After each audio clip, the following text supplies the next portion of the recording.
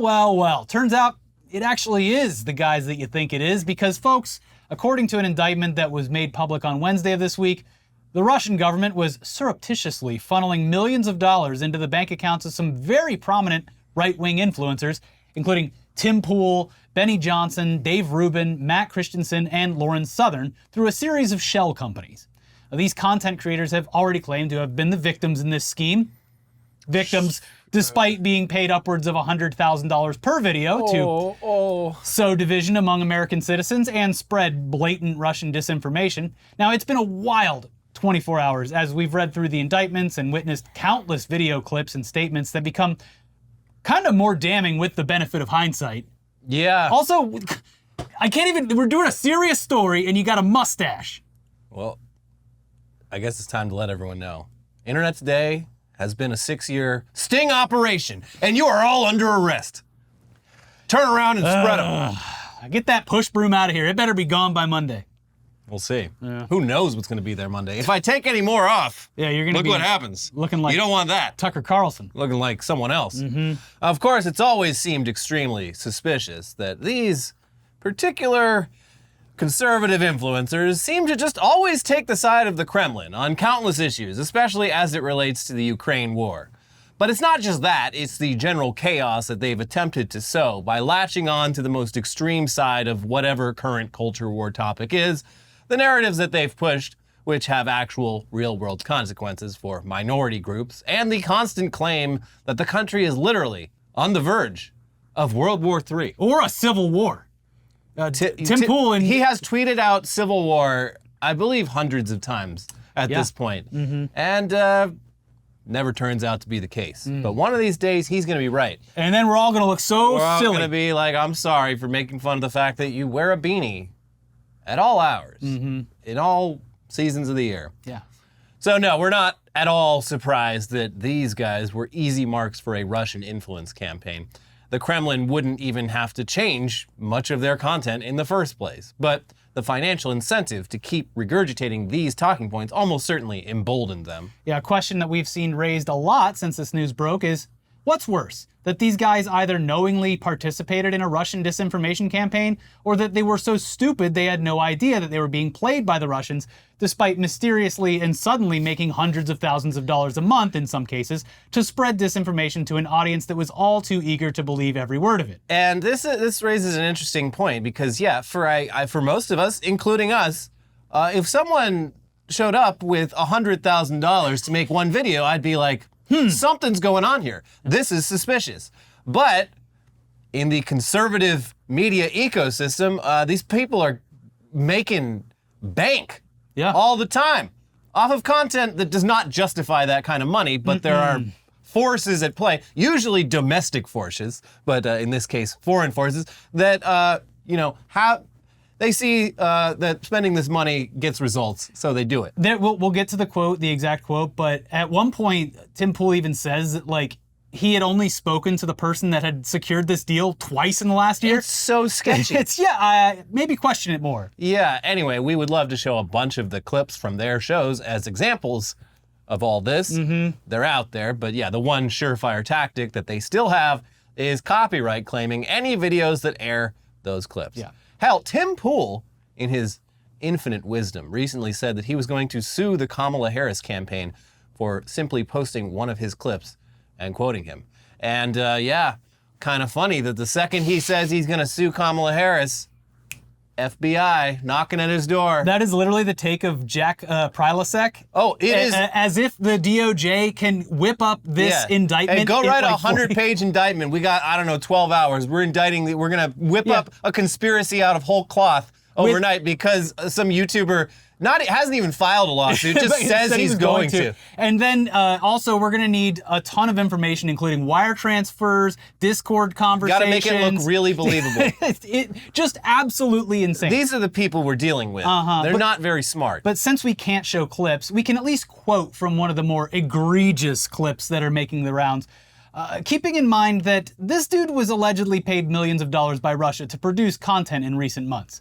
Here's what Tim Pool said about Ukraine recently while getting very angry and literally pounding his desk. I love when he gets angry because, I think in his mind, he's like, I'm getting real fucking, I'm instilling fear. I'm really projecting confidence and strength, but he comes off as a toddler throwing a fit. Yeah, exactly. But here's a quote from the video that's making the rounds, and the clip will be linked down below. This is what he said. "This is psychotic. Ukraine is the enemy of this country. Ukraine is our enemy, being funded by the Democrats. I will stress again, one of the greatest enemies of our nation right now is Ukraine. Ukraine is the greatest threat to this nation and to the world. We should rescind all funding and financing, pull out all military support, and we should apologize to Russia." Wow. Okay. I mean, listen, like I think there are valid criticisms of the U.S. relationship with Ukraine, but this is literally just the exact position of the Russian government. And as we'll see later on, going down the line of a bunch of issues that are very real in America, their entire purpose is to point out these things and exacerbate them through people like this to kick up storm and sow division. That's the entire point. We saw it happen between Black Lives Matter and all this stuff back in during the pandemic in 2016. There's multiple books written about it by people who literally built the programs that allowed them to do this. There's a great one by the guy who helped code Cambridge Analytica called Mindfuck. Yeah, they're just turning up the thermostat and getting everyone all agitated. But of course, that sounds pretty suspicious, even when he originally said it. And it actually sounds kind of treasonous now that the funding has been exposed. Yeah, Tim. But Poole has gone into complete chaos mode in the hours since the indictment was released, refuting previous claims, making up new ones, and continuing to dig his hole deeper. Also, just putting out numerous contradictory claims as jokes. But we'll get into that. Tim doth protest. We'll get into that in a second. So the company that they were all being paid to produce content for was called Tenet Media. And I want to be clear. No relation to Christopher Nolan's film, which I still haven't seen. The producing content thing, as clarified by their own statements, and I want to be very clear here because whatever, they were licensing clips and podcast stuff. And so they weren't even producing original content? Some of them might have been, but specifically in Tim Poole's case, they were taking like clips and putting it on their thing. They were licensing and funding parts of the... That's even crazier. Yeah. If someone shows up with a briefcase and you're full not of $1 million anything. and they're like, okay, so what do you want me to make? Oh no, you don't have to make anything. Just keep doing what you're doing. Just you have to literally do nothing. We're just licensing clips from your existing show to put on this other channel. Now have fun buying the local skate park with all this money. And like we said, we'll get into the Tenet corporate structure and the details of the indictment next, but let's take a quick peek at the type of videos that they were putting up over there. These are just some of the recent videos on the official Tenet Media YouTube page. CIA and FBI at war with Alex Jones. Woke police are not... Woke police are not doing their jobs. Illegals are in your city. The war on men, and this one obviously has Charlie Kirk in it. Migrant crime is surging. Harry Potter's betrayal of J.K. Rowling. They're playing all the hits. Protesters are all ugly, and that one features the quartering. We are being replaced. San Francisco Pride. The slippery slope is very real. Canada is becoming a communist hellhole. Should we feel bad for Harvey Weinstein's victims? Wait, what? The media is lying about Project 2025. And so on and so forth. I wasn't aware the Harvey Weinstein thing was a culture war issue. I was under the impression that what he did was bad, and we should feel bad for his victims because he sexually assaulted them, and then had them blacklisted from Hollywood. But hey, maybe there's a different point of view. This is the kind of stuff that Tenet loves, and they saw that clip and they were like, cool, let's put that on our own platform. So the info section of Tenet Media explains that the company is a network of heterodox commentators that focus on Western political and cultural issues. Our goal is to support creators who question institutions that believe themselves to be above questioning. In our view, all issues du jour merit rigorous and honest discussion if one wants to come closest to the truth. For those interested in authentic coverage of the topics that matter most, Tenet Media is your home for content. Fearless voices live here. And then you could assume, a couple steps down, they also said, and we love their warm water ports. Yes. So yeah, it's all hilariously shameful in retrospect, or shameless, I guess. But now that you've got an idea of the content that was being produced for this company and by whom, let's check out the DOJ's indictment itself to see how this all went down. Links to the press release, indictment, and anything else we reference will be down in the description below. An indictment charging Russian nationals Konstantin Kalashnikov, 31, also known as Kostya, and Elena Afanasieva, 27, also known as Lena, with conspiracy to violate the Foreign Agents Registration Act, FARA, and conspiracy to commit money laundering, was unsealed today in the Southern District of New York. Kalashnikov and Afanasieva are at large. According to the court documents, RT, formerly known as Russia Today, is a state-controlled media outlet funded and directed by the government of Russia. Over at least the past year, RT and its employees, including Kalashnikov and Afanasieva, deployed nearly $10 million to covertly finance and direct a Tennessee-based online content creation company, US Company One, now known to be Tenet Media. In turn, Company One published English-language videos on multiple social media channels, including TikTok, Instagram, X, and YouTube. Since publicly launching in or about November 2023, US Company One has posted nearly 2,000 videos that have garnered more than 16 million views on YouTube alone. Many of the videos posted by Company One contain commentary on events and issues in the US, such as immigration, inflation, and other topics related to domestic and foreign policy. While the views expressed in the videos are not uniform, most are directed to publicly stated goals of the government of Russia and RT, to amplify domestic divisions in the United States. In order to carry out RT's secret influence campaign in the United States, Kalashnikov and Afanasieva operated under covert identities. Posing as an outside editor, Kalashnikov edited content, monitored funding and hiring, and introduced Afanasieva as a member of his purported editing team. Using the fake personas Helena Shudra and Victoria Pesti, Afanasieva posted and directed the posting of hundreds of videos. Afanasieva also collected information from and gave instructions to Company One staff. For example, after the March 22, 2024 terrorist attack on a music venue in Moscow, Afanasieva asked one of Company One's founders to blame Ukraine and the United States for the attack, writing, "I think we can focus on the Ukraine-US angle." The mainstream media spread fake news that ISIS claimed responsibility for the attack, yet ISIS itself never made such statements. All terrorists are now detained while they were heading to the border with Ukraine, which makes it even more suspicious why they would want to go to Ukraine to hide.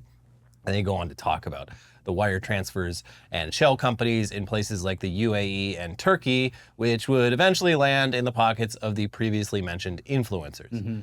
So now that we've covered the overall scope of this project, let's look at some of the important details as it relates directly to those influencers. And here's Will Sommer writing for the Washington Post. Most of the 6 members of Tenet's talent team claim they did not know the money was coming from Russia. Canadian activist Lauren Southern has not issued a statement as of this writing. The indictment alleges that Tenet's founders and Russian backers misled at least 2 of them, Poole and Rubin, about the source of Tenet's funding by inventing a fictitious Belgian investor named Edouard Grigorian. Hello, I am Edouard Grigorian, Belgian investor. The news that some of the right's biggest online stars had apparently unwittingly taken millions from the Kremlin provoked a wave of schadenfreude from their critics. On X, never-Trump conservative writer Christian Vanderbroek quipped that Tenet stars managed to see conspiracy theories everywhere, yet never questioned why a mysterious Belgian was paying them to prop up a little-watched YouTube channel. Lauren Chen and her husband aren't named in the indictment, but Tennessee corporate records identify them as Tenet founders. Prosecutors allege that the founders knew their funding was coming from Moscow and privately acknowledged in messages to each other that their backers were Russian. This is so stupid. This is... Well, we're lucky it was so stupid because they got caught. Yeah, this is just... It's so funny because, obviously the whole, Russia trying to influence America, it's been going on at this point for nearly a decade. Well, more, but in the most recent aspect of it, yes. In this context, and, in terms of, how it's worked before this, it hasn't, it hasn't been the way a lot of liberals picture it, where, half the people I'm talking to on Twitter are, Russian paid shills and bots and shit. It's been, There is that, but... I mean, it exists, but it's mostly just let's create a bunch of fucking, Facebook pages to, get people riled up. They are fanning the flames of everything that's already happening and making it worse. That's the whole point. But, something like this, we haven't seen anything on this level. In all the years since, the Russiagate stuff... Cambridge Analytica was a pretty fucking big deal. I mean... maybe, but we're talking about like actually literally Russians hiring Americans to spout Russian propaganda. That's not something that's happened. And it is very funny to me that in 2024, when the whole Russiagate stuff is kind of just something people see as like a thing of the past, something like this comes up and it's like, oh, okay. A lot harder to like hand wave this one away. It is. Anyway, Chen, who uses the social media handle Roaming Millennial, is well connected on the right. She has 572,000 YouTube subscribers on her own channel, and until recently hosted 2 online shows for Glenn Beck's website, The Blaze. In an email, Blaze CEO Tyler Carden said Lauren Chen was an independent contractor whose contract has been terminated. And the article goes on to talk about the financing again and how it was divvied up amongst the team of creators. Dave Rubin, received $400,000 a month for 16 videos, plus a performance bonus and a $100,000 signing bonus, all for a series in which Rubin commented on dumb internet clips that often received just roughly 1,000 views per episode. Jesus. Tenet also proved lucrative for Poole, who made $100,000 per episode for a weekly show he hosted, according to prosecutors. But he did not get that bonus. Nope, not as good of a negotiator as Dave Rubin. The same month that Tenet launched, Poole purchased a skate park in Martinsburg, West Virginia, as well as other significant real estate purchases in the same area. Rubin and Poole initially asked for more information about where the money was coming from, prompting the Russians to invent Edouard Grigorian, a fictional Belgian banker committed to free speech, the indictment states. Jesus Christ. Again, you Google the name. See, like, okay, Edward Grigorian, Belgian investor. Someone has got to have been talking about this guy throughout the past couple of years. This guy must have some fucking evidence that he exists on the internet. Not just a one sheet that was provided by the Russians, or maybe on what I assume, because we'll get to another part of this investigation where they had just a bunch of websites that were operating. But like, if you see a website where like the only info about this guy is on a website that you've never fucking heard of before, that you should be a little more suspicious. Just zero due diligence. And like, I'm the stuff about parroting Russian talking points directly because Russia paid you to do it, like that's bad, but it's like, okay, that seems like it's not surprising for this crowd of people. But the fact that they're just not doing any due diligence, I'm just like, that makes me lose respect. As just like one example, I remember like 2 or 3 years ago, an underwear company approached us. One Google search led to the CEO of that company's Twitter page, which was filled with crazy right-wing shit. And just that alone, I was like, no. Yeah, we do more due diligence for our advertisers. Fucking, like Black Rifle coffee companies like approached us. There's a couple more that are just like bizarre to the point where you're like, this feels like a trap. Yeah, an Israeli company almost got us, but we caught him at the last second. That's right, yeah. But like, again, like that's, when someone's paying you to represent them, due diligence is something you should get up to. And they didn't do any of that fucking shit. Yeah. Anyway, Grigorian's name was misspelled, come on many documents, and the influencers could find no evidence online that he worked at the real bank where he claimed to have made his money. But hey, the check cleared. Yeah.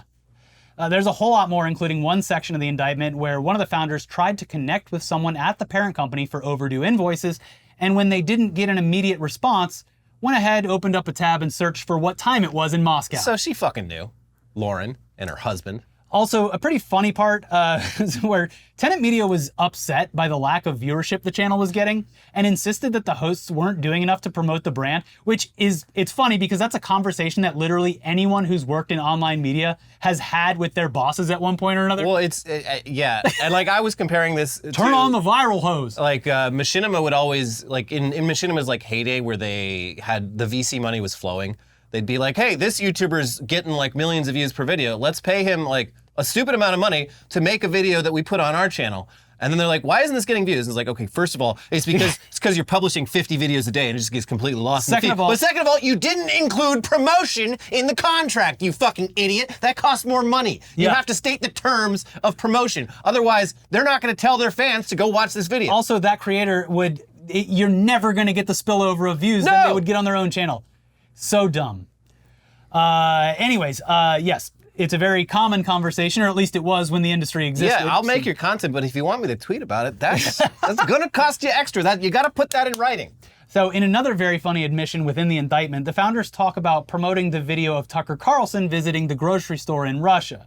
But they thought it was too obvious. Yeah, that was the one where he's like, wow, these shopping carts, you have to pay $0.25 to unlock them. And that's, that means that people aren't stealing them. And you get your quarter back when you return it. Motherfucker, have you been to an Aldi? No, he's never been. Like, yeah, he's just like really just showing his ass. Just like, I have never actually been to any grocery store. Any real place in America, the country that I constantly say is going to shit. Even the people operating this Russian-backed company were like, this is too obvious. Yeah, so on or about February 15th, Afantsieva shared a video of a well-known U.S. political commentator visiting a grocery store in Russia. Oh, who could that be? Who could that? Side note, I fucking love in these government indictments. We saw this with I think the one in Georgia with Trump, where I don't know the exact reasons, but when they don't name names. Yeah. They list. But it's very obvious. They designate people with specific designations like commentator one or whatever. But it's it's so fucking easy to just do a little bit of connecting the dots and figuring out exactly who each of these people are. Also very funny, a screenshot from CBS News where they blur.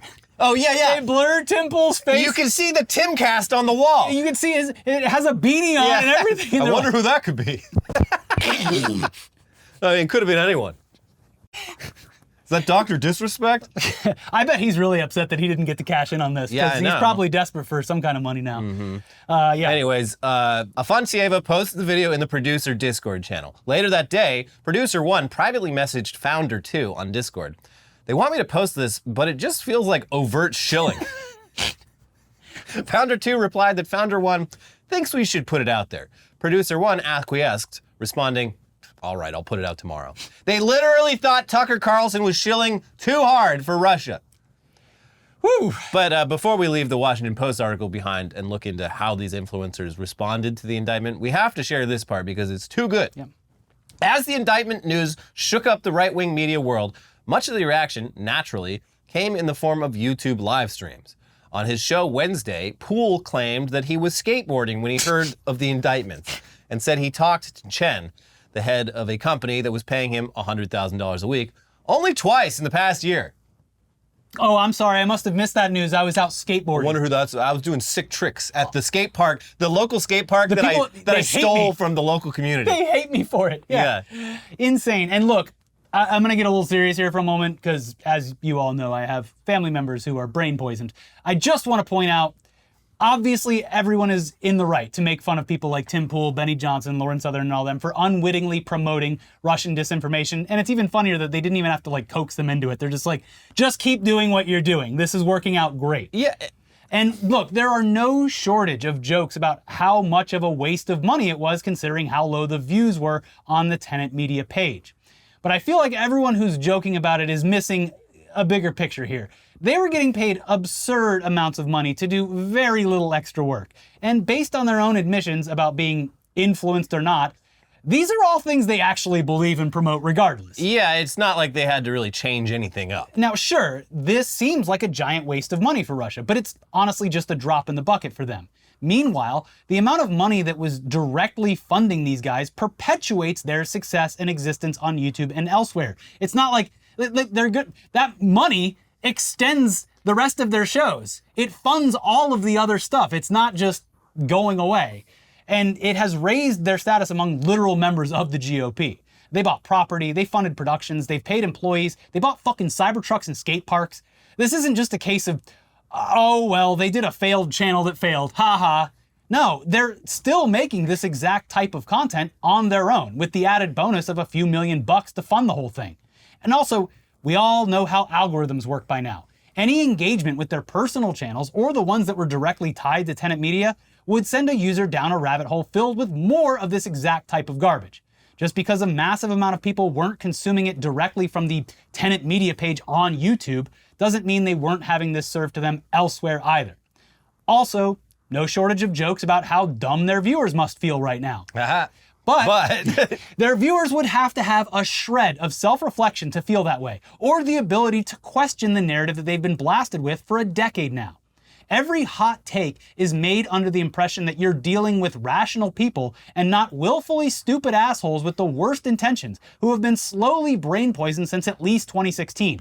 And every joke is being made under the impression that their viewers will just see the news and say, oh, I guess I was fooled. You got me. I'll be normal now. No such luck. Sorry, as someone who has lost family members to conservative brain rot, this legitimately pisses me off. I spoke to family members about this, and when one of them found out about the accusations and how they were related to Russia, he flipped and claimed that it was fake news perpetuated by Democrats to attack free speech. So no, I don't think this is all one big joke, though there are a bunch of funny subplots. There's a lot of funny stuff in Certainly. this. Like how much Tim Pool seems to be freaking out because he's quite literally posting through. Tim, this is your lawyer. I'm asking you to keep on posting that shit. Keep posting. So yeah, in response to the indictment, most of the content creators claimed that actually they're the victims, despite getting paid millions of dollars in the process. Tim Pool had a unique response because his was clearly not run past any kind of legal counsel and was therefore deleted and edited to not further incriminate himself. The first statement he made claimed that the DOJ indictment was leaked when it was actually made public and released alongside a press release. He also added a part to clarify that he didn't produce content explicitly for Tenet and that they were licensing his podcast. He claims that never at any point did anyone other than I have full editorial control of the show, and the contents of the show are often apolitical. When examples include discussing spirituality, dating, and video games. He forgot to add dating or the lack thereof. Yeah.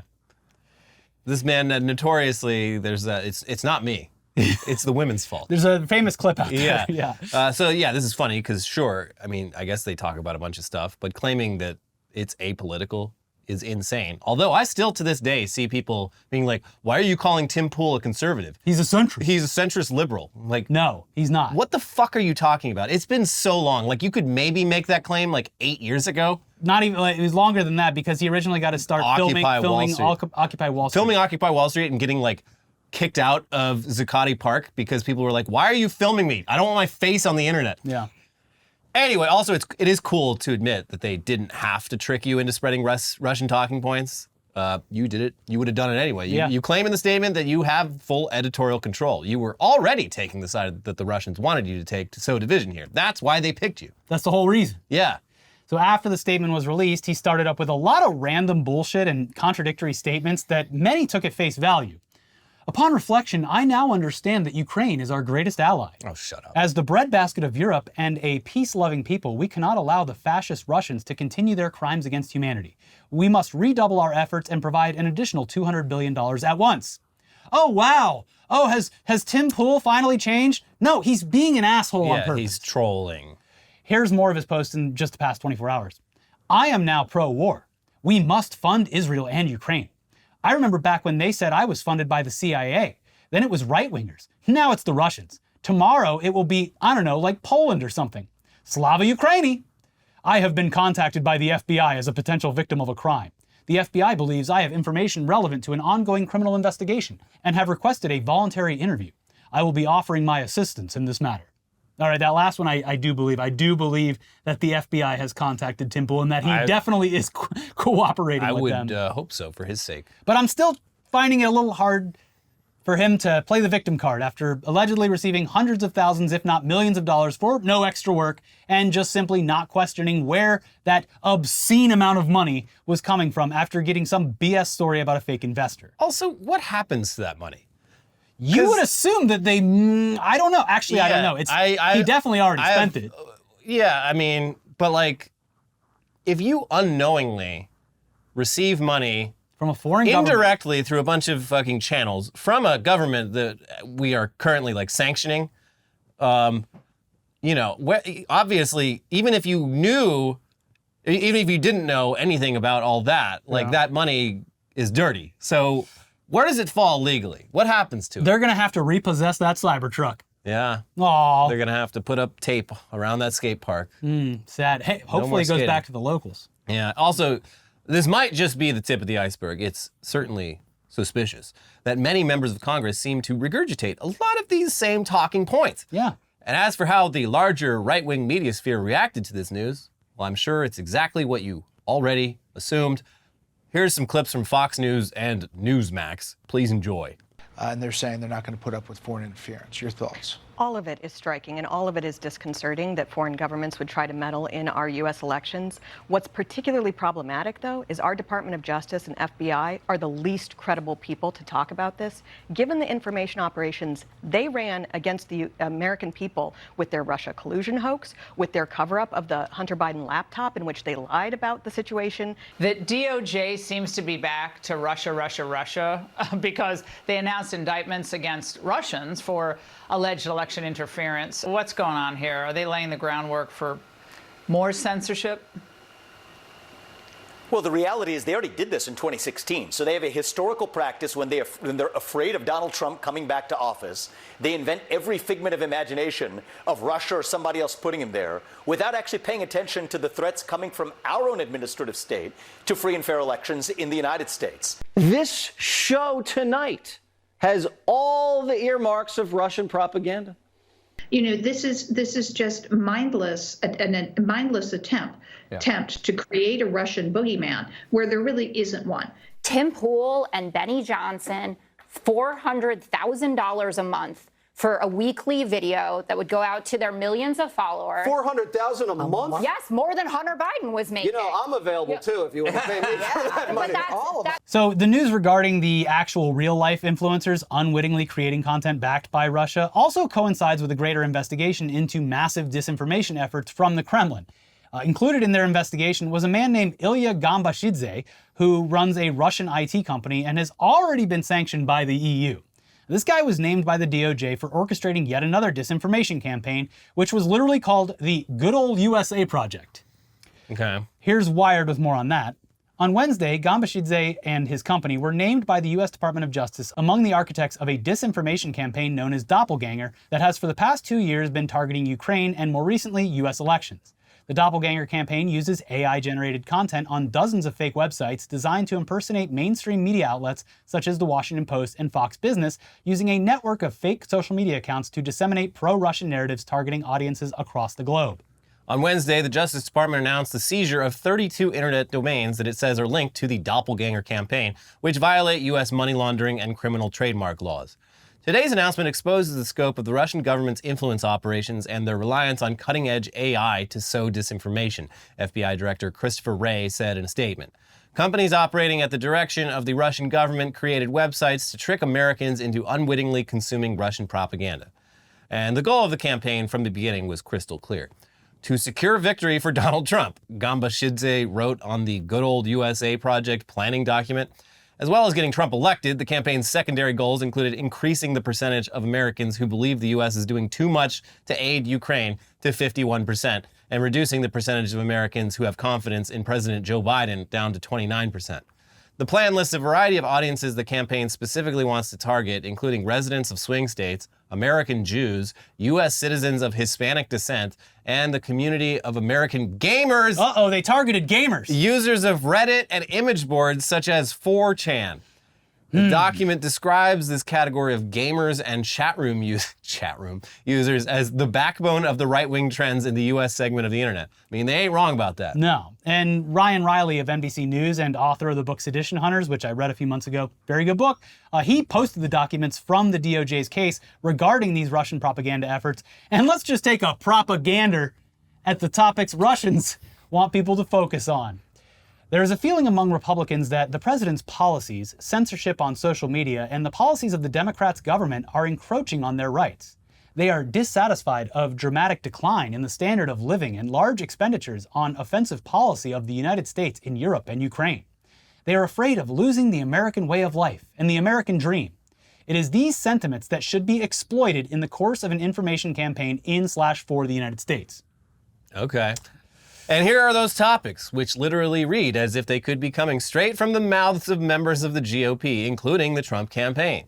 Topics include encroaching universal poverty, record inflation, halting of economic growth, unaffordable prices for food and essential goods, risk of job loss for white Americans, privileges for people of color, perverts, and disabled, constant lies of the Democrats' administration about the real situation in the country, threat of crime coming from people of color and immigrants, including new immigrants from Ukraine, overspending on foreign policy and at the expense of interests of white U.S. citizens, constant lies to the voters by Democrats in power. And last but not least, America is suffering a defeat despite Biden/Harris efforts. We are being drawn into war. Our guys will die in Ukraine.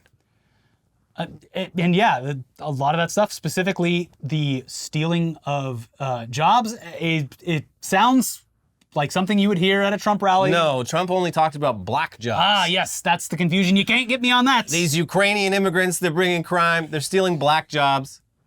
So they then list the target audience of such a campaign, and you're already going to know what it is. But Who's the most gullible group of people in this country who will just eat up whatever slop we pour down their gullet? So the list of the target audience is Republican voters, Trump supporters, supporters of traditional family values, and white Americans representing the lower middle and middle class. Oh, I thought they were going to say Democrats. Well, there's so much more to this one, including using what they call perishable accounts on social media that can spread whatever message they want and then be deleted. This, as well as the actual indictment relating to Tenet Media, are, of course, linked down in the description below. And hell, that was a lot. But it's all important stuff to be aware of as we inch closer and closer to Election Day, because even though these specific efforts are now exposed, there's no doubt that these exact tactics are still playing out elsewhere. Yeah, this can't just be isolated. So please do yourself a favor and read all those articles that are attached below, including the indictments themselves, and just be wary when you're out there surfing the internet. But, I mean, it took the whole episode, but I did kind of want to talk about that gigantic flop of a game that Sony released and then took offline after, what, a week or two? Can you imagine working on a video game for 8 years and it doesn't last 2 weeks on the open market? A full-priced hero shooter in 2024 isn't going to be successful. Oh, it's not even free? No, you it costs money. For it? Well, that's stupid. Yes. What the hell were they thinking? But here's the quick version. Sony spent years developing a hero shooter game called Concord. Problem is, trends change. Nobody really wants the game right now, especially if they have to spend money on it. They were charging money for a game, a hero shooter, at a time where there are no shortage of free-to-play games that people can try out instead of spending a bunch of money. Games that are already well ingrained in the gaming league. Yeah. Overwatch, shit like that. Valorant. Doesn't Valve have a hero shooter coming out? Coming out, yeah. Yeah. So the player count was so embarrassingly low that Sony decided to just pull the game entirely and refund people their money, which that's nice, I guess. Yeah. Still, the players that did purchase the game, they really wanted to unlock all those trophies before it went offline. And they quickly figured out that if you can just throw yourself off a cliff in the game and rapidly earn enough XP to unlock the game's platinum trophy. So there are no shortage of clips of matches starting and everyone immediately running to the edge and jumping off the map. Hey, good for them. Yeah, incredible stuff. Also, hey. Did you see the Minecraft trailer? Yep. Gamers, get ready. You asked for it, you got it. There's a Minecraft movie and it's got a trailer.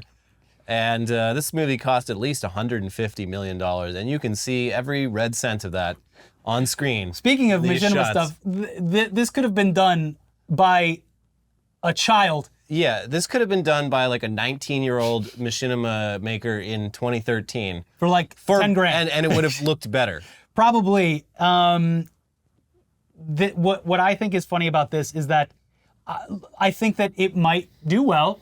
I don't think it'll be as well received as maybe the Super Mario Brothers movie, because that had decades of fandom. Yeah. Whereas Minecraft, I mean, I know that it's big, but it really Is it though? I feel like everyone's moved on to Roblox at this point. It did peak like about 10 or 12 years ago, so it's not as if it has a multi-generational fan base. Also, like the cultural relevance compared to a simple Kai Cenat iShowSpeed stream, the game is going to get, like, they're getting so many more views than this would ever get. And it goes back to one of my favorite recent quotes from Harmony Korine, who called iShowSpeed the modern Tarkovsky. Yeah, I'm going to have to disagree with you there, sir. I agree with him wholeheartedly. And the response that I saw from this quote multiple times online was, well, have you ever seen Tarkovsky jump over a car? Okay. Elliot, have you? No, that's a good point. They know how to entertain. So there you go. And even if he could, I mean, we're talking like a Russian car in the 80s, very small, very easy to jump over. Like this I don't, just like Super Mario Brothers, I don't really care. What I care about is the egregious waste of money that could have produced multiple incredible films if given to young up-and-coming filmmakers. Yeah. You can well, literally right now look at all the horror movies that came out this year and what their budgets are and how well they're doing. yeah. Maybe people's appetite for slop is finally waning. We'll see. I mean, this isn't out yet. It could. This is like strike 3 for Jack Black, though, unfortunately. Yeah. Sorry, buddy. Time to go. Sold out his friend, played Claptrap in Borderlands, and is the guy in whatever Minecraft. He's Minecraft Steve. That's right. That's right. Yeah. Anyways, please like the video. Thank you very much. Of course, it is not sponsored. Round of applause for this video. We had to Google what time it was in Moscow, but Yeah. no one answered. So now it's up to you to join as a paid member, so that we can do honest work here. Thank you so much to our paid members. You can be our Russia. Yeah, click the join button. Do it now. Also, we have plenty more for you to watch. We have a new video. Somehow, just the hits keep coming this week. We got Jacob Wall and Jack Berkman doing a hot new scam that involves AI, and you should definitely check out that video. Also, we'll be back for some weird news very soon, so stay tuned for that, and leave a like, leave a comment, talk about it below, and we'll see you soon. Bye-bye.